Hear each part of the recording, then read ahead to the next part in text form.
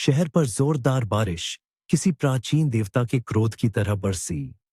पानी की एक दीवार ने क्षितिज को ढक लिया। आरव को अपनी आंखों पर जोर डालना पड़ा ताकि लगातार चलते हुए वाइपर के शीशे से केवल धुंधले आकार दिखाई दें। छत पर हथौड़ों की तरह बारिश की बूंदें गिर रही थीं। उसकी अपनी निराशा की ताल बजा रही थी। वह एक कॉल पर भागा जा रहा था। एक और बहुत महत्वपूर्ण ग्राहक, श्री विजय से एक और फटकार खाने का मौका। उसके दिमाग में बॉस के हाल के शब्द घूम रहे थे, जहरीले सांप के डसने की तरह। यह आदमी उसे पहले दिन से ही नापसंद करता था, जैसे उसमें कोई अजनबी, कोई बहिष्कृत महसूस कर लिया हो। उसने यह टूटा फूटा वाहन पकड़ा दिया था, जो चरमरा रहा था और टूट रहा था, ठीक उसकी अपनी जिंदगी की तरह।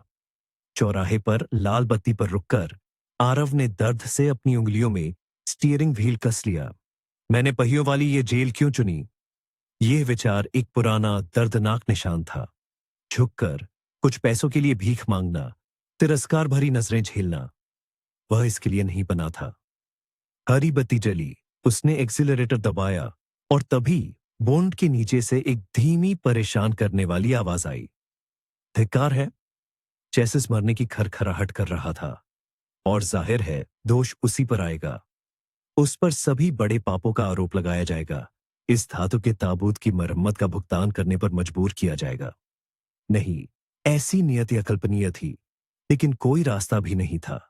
वह इस विशाल उदासीन शहर में अकेला था, बिना किसी संपर्क के, बिना किसी समुदाय के। कड़वी यादें उसे घेरने लगीं। डिस्पैचर अपनी सोने की कॉल अपनों को खुशी खुशी दे रहे थे, उसके लिए टुकड़ों को छोड़ रहे थे। अन्याय उसकी चमड़ी के नीचे बैठ गया था, उसे हर चीज पर शक करने पर मजबूर कर रहा था। वह एक अनाथ था, जिसने हर निवाले के लिए संघर्ष किया था, जो केवल खुद पर निर्भर था। अनाथालय, जिसकी दीवारें उसे घुटन दे रही थीं, देखभाल करने वाले क्रूरता की हद तक उदासीन। वहां उसने जीना सीखा, लेकिन भरोसा करना नहीं। सच्चाई की भावना ने उसे बहिष्कृत बना दिया था, यहां तक कि उन्हीं जैसे त्यागे हुए बच्चों के बीच भी। वे भाग जाते थे, शरारतें करते थे, और वह वहीं रहता था, डर और किसी अंदरूनी सहीपन से बंधा हुआ। वह भाग निकलने का सपना देखता था, ऐसी जगह ढूंढने का जहां उसे स्वीकार किया जाए, लेकिन कहां? बिना किसी रिश्तेदार के, बिना किसी सहारे के। आरव को सिर्फ एक बार किस्मत का साथ मिला। सरकार ने उसके ड्राइविंग सीखने का खर्च उठाया। यह उसका एकमात्र हुनर, उसका बचाव का जरिया बन गया। वह राजधानी चला गया, हर मौके को पकड़ने लगा। टैक्सी उसकी आखिरी शरण बन गई और श्री विजय उसका रखवाला। उसने बाहरी इलाके में एक छोटी सी अपार्टमेंट किराए पर ली। ये उसकी स्थिति का एक और सबूत था। हर दिन बॉस की नजरों के नीचे एक यातना थी। कभी कभी ऐसा लगता था कि वह एक निशाना है, सभी की नफरत का केंद्र। लेकिन नौकरी छोड़ना, कहां जाना है? उसने अपना महत्व साबित करने का फैसला किया। उसने पार्क के मैनेजर को कुछ आइडिया देने की भी हिम्मत की, तेल खरीदने के बारे में, दक्षता के बारे में। मैनेजर ने उसकी तारीफ की। श्री विजय ने द्वेष पाल लिया। यह उसका बदला लेने का मौका था। 2 हफ्ते वह टिका रहा, सब कुछ बेखूबी से करता रहा, कोई मौका नहीं देते हुए। लेकिन यह कॉल, बॉस उसे भेजते समय कुछ ज्यादा ही मीठा मुस्कुरा रहा था। आरव को लगा कि श्री विजय कुछ जानते हैं। तेज मोड़, टायरों की चीख, कार के ठीक सामने एक आकृति कूद गई। आरव आखिरी पल में ब्रेक लगाने में कामयाब रहा। दिल पेट में गिर गया। एक औरत, गर्भवती। उसने अजीब तरह से हाथ हिलाए, जैसे गिर रही हो, सड़क को रोक रही हो। तो क्या तुम होश में हो? आरव ने सांस छोड़ी, लगभग अपनी आवाज पहचान नहीं पा रहा था, जो सदमे और गुस्से से भारी थी। क्यों? उसने पहियों के नीचे खुद को क्यों फेंक दिया? वह चिल्लाते हुए कार से बाहर निकल आया। क्या जीने से ऊब गई हो? मुझे देर हो रही है, बॉस मेरी जान ले लेगा। क्या पैदल चलने वाले रास्ते से नहीं जा सकती थी? वह गीले फुटपाथ पर धड़ाम से बैठ गई। उसके कंधे बिना आवाज के रोने से हिलने लगे। अपराध बोध का एक झटका उसे लगा। गर्भवती, कहां जल्दी है? और अगर प्रसव पीड़ा हो? विचार बवंडर की तरह घूम गए।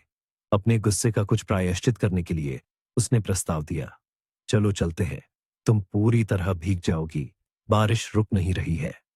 कार में उसने उसे अजीब तरह से देखा, भेदने वाली नजर से। उसकी पीठ में ठंडक दौड़ गई, जैसे किसी इंसान को नहीं बल्कि किसी भूत को उठाया हो। उसने बुरे विचारों को झटक दिया, हाथ बढ़ाया। Aarav, taxi driver. जवाब किसी झटके जैसा था। मैं रिया हूं, पूर्व कैदी। उसकी पीठ में बर्फीली लहर फिर से और तेज दौड़ गई, रास्ता जलाते हुए। उसने किसे उठाया, ऐसा कोई सोच भी नहीं सकता। रिया ने उसके हाथों में कंपन देखा। शांत रहो, मैं बस एक पूर्व कैदी हूं। इसमें कुछ डरावना नहीं है। अगर तुम उन लोगों में से नहीं हो जो सोचते हैं कि औरतों की जगह सिर्फ रसोई में है, सलाखों के पीछे नहीं। नहीं, तुम क्या कह रही हो? उसने कहा। महसूस कर रहा था कि शब्द गले में फंस रहे हैं। ऐसा होता रहता है। कोई भी सुरक्षित नहीं है। मुझे खुद नहीं पता कि कल मेरे साथ क्या होगा। रिया ने अपना हाथ उसके कंधे पर रखा। उसकी नजरें अप्रत्याशित रूप से शांत थीं। मैं भविष्य बताने वाली नहीं हूं, लेकिन मुझे यकीन है तुम्हारी जिंदगी जल्द ही बहुत बदल जाएगी। आरव असहज हो गया। कल? वह तो बस इंतजार कर रहा था कि बॉस उसे नौकरी से निकालने का कोई बहाना ढूंढे। तभी तो नई जिंदगी शुरू होगी, बिना पैसे के और शायद बिना नौकरी के। विचार उसे उसके बचपन में ले गए, अनाथपन की यादों के उस मैले दलदल में, शाश्वत संघर्ष के बारे में, परिवार के सपनों के बारे में, जिन्हें उसने बहुत पहले दफन कर दिया था। रिया ने उसकी सोच को रोका, ये कहते हुए कि उसे एक पते पर जाना है और वह निश्चित रूप से भुगतान करेगी। उसने गली और घर का नंबर बताया। उसने मुंह बनाया। रहने दो, कुछ जरूरत नहीं है। समझता हूं पैसे नहीं है। ऐसे कितने ही लोग आए हैं, बाहर लाएंगे वादा करते थे और फिर गायब हो जाते थे। मुफ्त में छोड़ दूंगा। उसने सिर झुकाया, लगभग फुसफुसाते हुए। मैं भिखारी नहीं हूं। मुझे वहां समय बिताना पड़ा जहां आजादी का सपना सांस लेता है, लेकिन इसका मतलब ये नहीं कि मैंने खुद को खो दिया है। तुम गलत सोच रहे हो। उसके शब्द अजीब, रहस्यमय लग रहे थे। ठीक है, जैसा तुम कहो। आरव ने कंधे उचकाए, अंदर ही अंदर मुस्कुराते हुए। लेकिन इस पते से आगे नहीं। मेरा एक और ऑर्डर है। एचअप। बाकी का रास्ता चुप्पी में गुजरा। आरव सड़क देख रहा था, रिया अपने घुटनों को। कंधे हिल रहे थे। बैंक के पास जहां वे पहुंचे, उसके मुंह से एक घबराहट भरा मजाक निकल गया। ध्यान रखना, पूरा बैंक मत लूट लेना, वरना बाद में मुझे भी तुम्हारे पीछे खींचेंगे। रिया ने सिर्फ हाथ हिलाया और उतर गई। उसने पैसे नहीं लिए, इंतजार किया कि क्या होगा। 5 मिनट की चुप्पी। न कोई सायरन, न कोई पुलिस, सिर्फ आम लोग। ये सुनिश्चित करके कि उसने बैंक नहीं लूटा है, वह आगे चला गया। डैशबोर्ड पर खटखटाया। लो, ऑर्डर पूरा हो गया। बॉस अब मुझे खा जाएगा। जिस ग्राहक के पास उसे देर हुई थी, उसने कुछ नहीं कहा, बस एक भारी नाराज नजर डाली। इतना काफी था। हिसाब किताब होना तय था। ऑफिस वापस जाने का रास्ता एक दर्दनाक चुप्पी थी। दिल स्टील के शिकंजे में कस गया था। वह कुछ भी नहीं कह सकता था। ऑफिस के पास वह लगभग दौड़ रहा था। समित, उसका चिर प्रतिद्वंद्वी, पास से गुजरा और एक दुष्ट मुस्कान दी। समित हमेशा बेहतर ऑर्डर छीन लेता था। अफवाहें थीं कि वह श्री विजय को खुश करता था। इस सोच से आरव को घिन आती थी। समित के प्रति नफरत ने उसके चेहरे को बिगाड़ दिया था। श्री विजय केबिन से बाहर आए। आरव, तुम्हारी ही जरूरत थी। चेहरे को क्या हुआ? मुझसे नफरत करते हो, है ना? चलो, मैं अभी और जहर डालता हूं। बस। फैसला। अंदर सब कुछ चरम तक तनाव में आ गया था। केबिन में, जिसकी सजावट जानबूझकर और भी दयनीय बना दी गई थी, एक विशाल मेज के पास पुरानी कुर्सी, खिड़की के किनारे से गायब फूल। श्री विजय मुस्कुरा रहे थे। पसंद आया? तुम्हारा भविष्य का कमरा। ये इसलिए लाया ताकि तुम महसूस कर सको कि गरीबी और निराशा क्या होती है। जानते हो क्यों? क्या मजाक कर रहे हो? आरव ने बुदबुदाया। महसूस कर रहा था कि उसकी आवाज कांप रही है। कुछ हद तक। श्री विजय ने उसके कंधे पर थपथपाया। लेकिन अभी नहीं। मुझे देर होने के बारे में पता है। सोचा था अगर तुम दूसरे शहर चले जाओगे तो मुझे पता नहीं चलेगा। ट्रैफिक। कार टूट रही है। आरव बहाना बनाने की कोशिश कर रहा था, निरर्थकता समझते हुए। बॉस ने यह नाटक सिर्फ अपने अहंकार के लिए रचा था। कुर्सी की ओर इशारा करते हुए, बैठो। नहीं धन्यवाद, मैं खड़ा रहूंगा। उसने मुट्ठियां कस लीं। ठीक है, मैंने एक ट्रैकर लगा रखा था, तुम्हारा पूरा रास्ता देखा, रुकना, गलियां, बैंक। वहां खाते खुलवाए? फोन तो बंद कर दिए गए थे ना? बैंक का जिक्र सुनकर उसे झटका लगा। कहीं रिया ने तो नहीं? कहीं वह भी इसमें शामिल तो नहीं? क्या आपने और कुछ नहीं देखा? नहीं, लेकिन यह काफी है। तुम्हें कैसे सजा दूं ताकि तुम इसे जिंदगी भर याद रखो? सिर्फ डांट कर? आरव ने विनती की। कमजोर। उसी पल बिना दस्तक दिए सम्मित अंदर आया। तो उसे बता दिया? उसने बॉस की ओर देखते हुए पूछा। क्या हो रहा है? आरव समित की ओर भागा। तुम्हें नौकरी से निकाला जा रहा है दोस्त। समित एक दुष्ट मुस्कान में फैल गया। आरव फिर से श्री विजय की ओर मुड़ा। लेकिन आप ऐसा नहीं कर सकते। मैंने आपके लिए इतना कुछ किया है। तुमने मेरे रास्ते में अड़चन डाली, डायरेक्टर के सामने चमकने की हिम्मत की। तुम्हारी वजह से मैंने अपना बोनस खो दिया। सोचते हो माफ कर दूंगा? नौकरी से निकाला गया, अपना हिसाब किताब ले लो। जैसे चोट खाकर आरव पीछे हट गया, दरवाजे पर रुक गया, समित की ओर देखा। दोस्त कह रहे हो? देखेंगे। उसकी नजर पुरानी कुर्सी पर अटक गई। रिया के शब्द, तुम्हारी जिंदगी जल्द ही बहुत बदल जाएगी, बेहद सही साबित हुई। स्वचालित रूप से हिसाब किताब ले लिया। बाहर गली में आ गया। हवा बालों को बिखेर रही थी। आगे एक ठंडी अनिश्चितता इंतजार कर रही थी। फिर से बैंक का विचार। कहीं उसने सच में लूट लिया हो और बॉस ने सिर्फ उसे निकाल दिया ताकि बाद में पुलिस को सौंप सके। उसने इसे झटक दिया, बस स्टॉप की ओर चल पड़ा, पैदल या बस से। यही उसका नया परिवहन था, बिना किसी पेशे के, बिना किसी नाते रिश्तेदार के। उदासी ने सीने को कस लिया। बस स्टॉप पर कुछ बुदबुदाते हुए उसने गुजरती हुई बसों पर ध्यान नहीं दिया। एक बूढ़ी महिला भारी थैला लिए रुक गई। बेटा उदास क्यों हो? मौसम तो अच्छा है। मौसम अच्छा है, मुझे नहीं। नौकरी से निकाल दिया, बॉस की वजह से।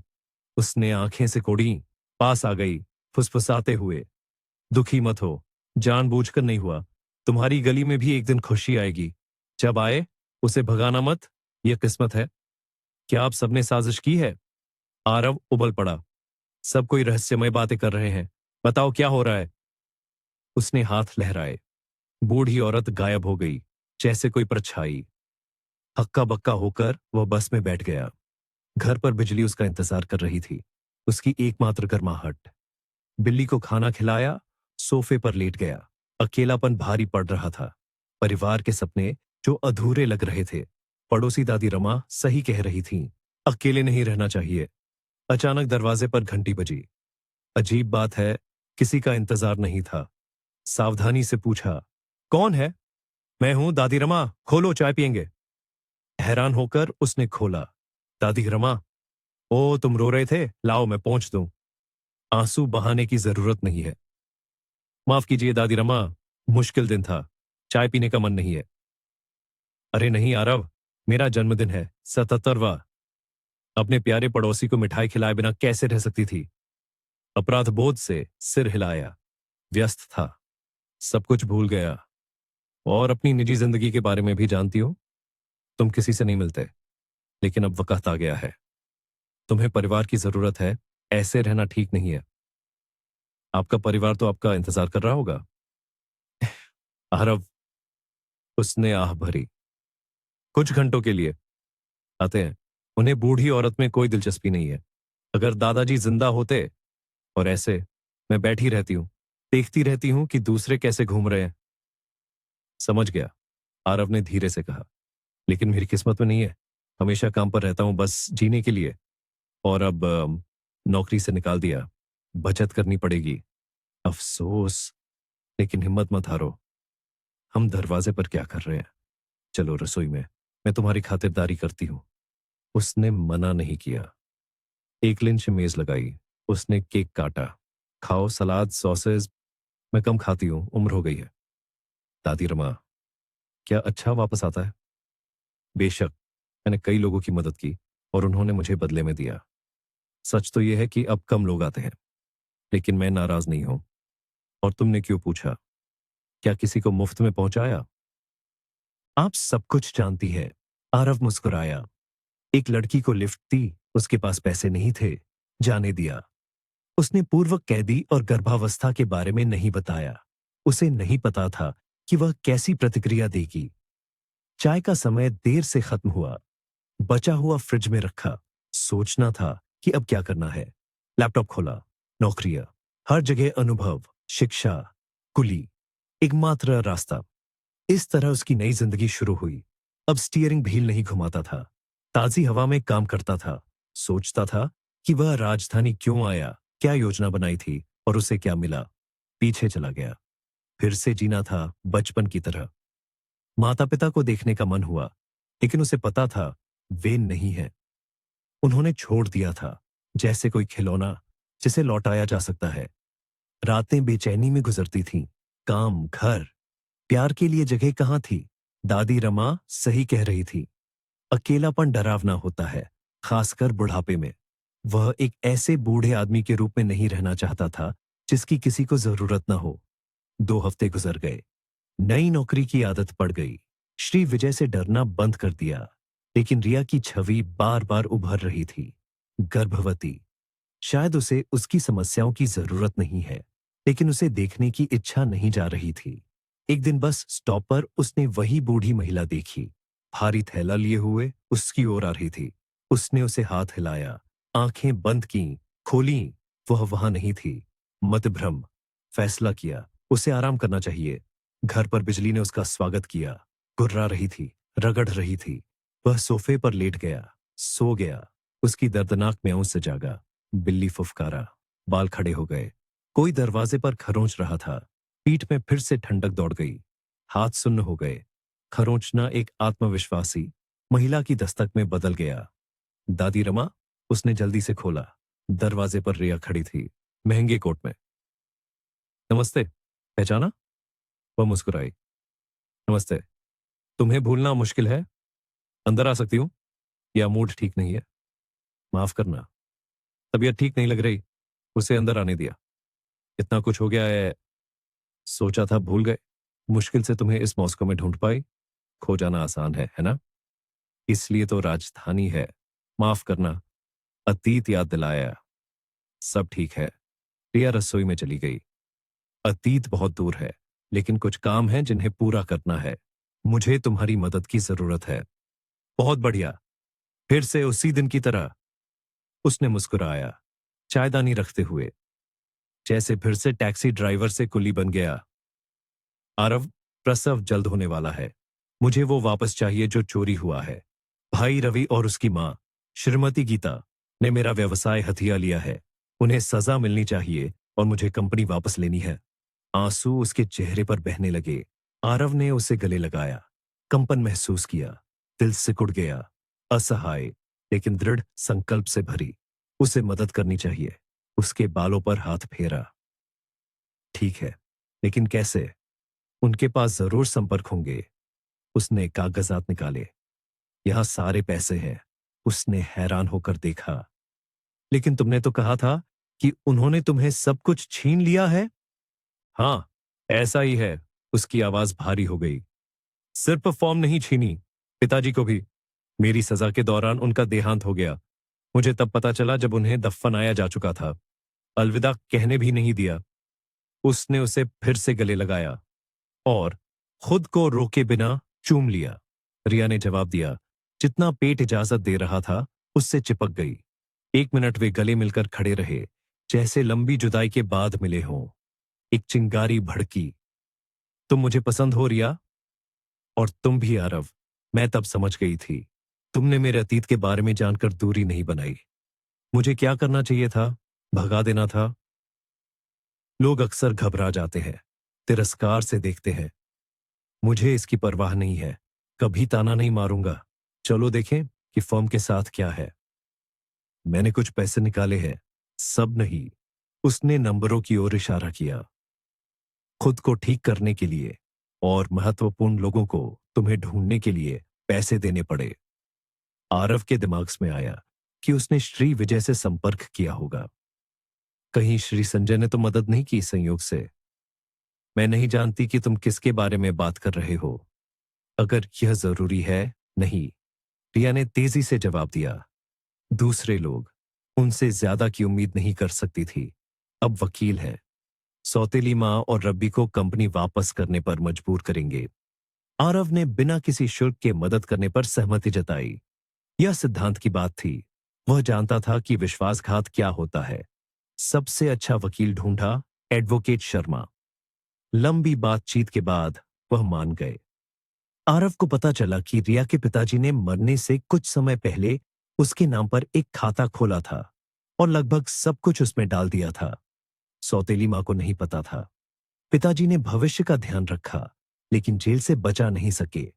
शायद अपराध बोध का प्रायश्चित करने की कोशिश कर रहे थे। रिया सब कुछ दांव पर लगा रही थी। आरव ने नई नौकरी छोड़ दी ताकि मदद कर सके।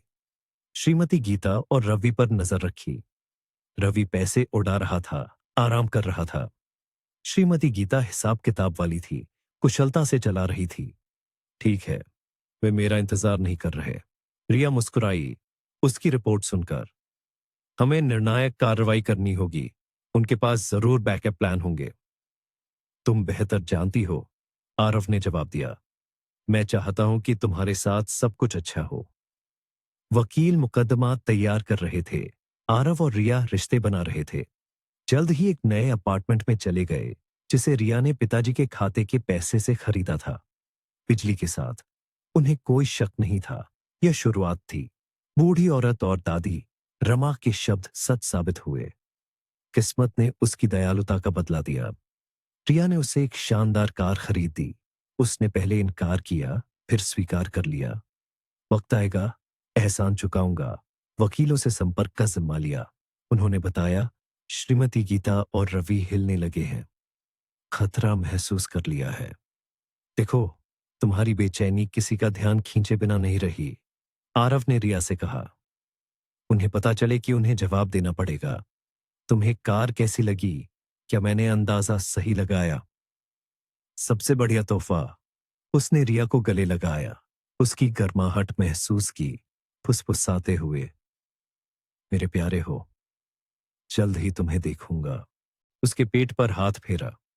रिया समझ गई, उसने उसे और बच्चों को स्वीकार कर लिया है। वही तो है। श्रीमती गीता ने रवि को भेजा। आरव ने उसे इमारत के प्रवेश द्वार पर रोका। तुरंत पहचान लिया। तो नमस्ते, कहाँ जल्दी है? बहन के पास? माफ करना, क्या हम परिचित नहीं हैं? रवि ने तुतलाते हुए कहा, झुककर। उम्मीद नहीं थी। इतना परिचित नहीं हूं, लेकिन सुना है। तुम और तुम्हारी मां ने जो किया, उससे मैं नाराज हूं। यह क्या बकवास है? मुझे जाने दो। रवि इमारत के प्रवेश द्वार की ओर बढ़ा। आरव ने उसे कॉलर से पकड़ा, झटका दिया। सुनो कायर, मुझे सब पता है। ये नीचता नहीं, ये अपराध है। एक तरफ हो जाओ। लोग बाहर आ गए। रवि ने ध्यान खींचने की कोशिश की। आरव ने बिजली की तेजी से हल्के से पेट में मारा, उसे कार की ओर ले गया। अब हमें कोई परेशान नहीं करेगा। बताओ, रिया को फंसाने के लिए किसने उकसाया? और झूठ मत बोलना, मुझे पता चल जाएगा, बुरा होगा। रवि ने कांपते हुए सिर हिलाया। मां ने सब शुरू किया था। उन्हें फॉर्म चाहिए थी। रिया रास्ते में आ रही थी। उन्होंने मुझे कहा कि उसे ऐसा कुछ करना चाहिए जिससे वह गायब हो जाए, और तुमने उसे जेल भिजवा दिया? आरव ने गुस्से से पूछा। और क्या बचता? मार तो नहीं सकता था ना? कम से कम यहां तो अक्ल लगाई। और क्या जानते हो? कसम से कुछ नहीं। रवि रोने लगा। यकीन नहीं आता, जानते हो क्यों? रिया के पिताजी अचानक मर गए। यह अजीब नहीं है? वह बूढ़े थे, दिल की बीमारी। रवि ने चापलूसी करते हुए कहा। सच में, वह 54 के थे। सेहत की कोई शिकायत नहीं थी। मैंने कुछ पता लगाया है। तुम्हारी और तुम्हारी मां की पोल खोल दी है। तुम फंसे हुए हो। फोन बजा। रिया, प्यारी, जल्द ही आता हूं। फोन पर चीख। प्रसव पीड़ा, तुरंत अस्पताल। आरव ने रवि की ओर देखा, भौहें चढ़ाई। जाओ, अभी के लिए तुम्हें जाने दे रहा हूं, लेकिन तुम्हारा अंत जल्द ही होगा। रवि गोली की तरह भागा। आरव घर भागा, एम्बुलेंस बुलाई, रिया के साथ गया। प्रसव कक्ष में उसे अंदर नहीं जाने दिया। इंतजार किया। आधे घंटे बाद डॉक्टर गुप्ता बाहर आए। बधाई हो पिताजी। लड़के, एक ताइटी 700, दूसरा 4500। आरव रो पड़ा, डॉक्टर को कसकर गले लगाया। मैं कितना खुश हूं, 2 बेटे, उसने ये जोर से दोहराया। रिया ने कमरे से सुना, खुशी के आंसुओं से मुस्कुराई, बच्चों को देखते हुए। अगले दिन आरव फिर से वकीलों के पास था। एडवोकेट साहब ने बताया, श्रीमती गीता को धोखाधड़ी के लिए अधिकतम सजा मिली है। रवि, सशर्त सजा। सबसे जरूरी, रिया जी को कंपनी वापस मिल जाएगी। कागजात तैयार हो रहे हैं। 1-2 हफ्ते में सब पूरा हो जाएगा। और बच्चों के जन्म पर बधाई। आपकी जिंदगी अच्छी हो। धन्यवाद। लेकिन जानता हूं, सब जानता हूं, सब ठीक होगा। आरव समझ गया, वकील को पता है, वह राज रखेगा। वे लगभग दोस्त बन गए। 1 हफ्ते बाद रिया को छुट्टी मिल गई। आरव नई कार में आया। फूल, शैंपेन। प्रवेश द्वार पर एक टैक्सी कार। श्री विजय बाहर आए। वाह, क्या बात है, फिर से टैक्सी ड्राइवर, ऐसी गाड़ी कहां से मिली? आपकी सेहत अच्छी रहे। आरव हंसा। मेरी अपनी और आपकी लगता है मरम्मत मांग रही है। अरे छोड़ो। रिया बच्चों के साथ दिखाई दी। प्यारे, इंतजार करते थक गए। आरव ने उसे फूल दिए, नर्स को शैंपेन। बच्चों को गोद में उठाया। नहीं प्यारी, सदियों इंतजार करने को तैयार हूं। रिया को चूमा। श्री विजय की ओर मुड़ा, व्यंग्य के साथ। यह क्या हो गया कि आप बॉस से टैक्सी ड्राइवर बन गए? उसने आगे नहीं सुना। उनके पास इससे ज्यादा जरूरी कुछ था। 1 हफ्ते बाद रिया खुद वकीलों के पास आई। फर्म वापस मिल गई। एडवोकेट साहब ने प्रक्रिया तेज कर दी थी। कोर्ट में पेश हुए, श्रीमती गीता और रवि की धोखाधड़ी साबित की। रिया ने अपनी प्रतिष्ठा वापस पाई, दिवालिया होने से रोका। उन्होंने मिलकर चलाने का फैसला किया। आरव उसका निजी ड्राइवर सहायक बन गया। यह और भी अच्छा है, किसी और को नहीं लेना पड़ेगा। ठीक है प्यारे, लेकिन यह पार्ट टाइम काम है। बाकी समय तुम मेरे सहायक हो। श्रीमती गीता को अधिकतम सजा मिली। रवि को सशर्त सजा मिली। वह गांव चला गया। उसके बारे में फिर कभी नहीं सुना। जल्द ही शादी के लिए आवेदन दिया। 1 हफ्ते बाद शादी हो गई। बूढ़ी औरत के शब्द सच हुए। खुशी का दिन आ गया। उसने अपनी खुशी को ठुकराया नहीं। दादी रमा और डॉक्टर गुप्ता को बुलाया, और किसी को बुलाना नहीं था। एक अनाथ और एक वह, जिसने लालच की वजह से अपनों को खोया। उनकी किस्मत एक जैसी थी। बच्चों का उपनाम आरव का रखा गया। उसने जोर दिया। रिया ने कोई आपत्ति नहीं की। उसकी सहन शक्ति ईर्ष्या के योग्य थी। फर्म को संकट से निकाला। काम कर रही है, आय दे रही है। पूरे पुराने स्टाफ को निकालना पड़ा। वे नफरत से भरे हुए थे।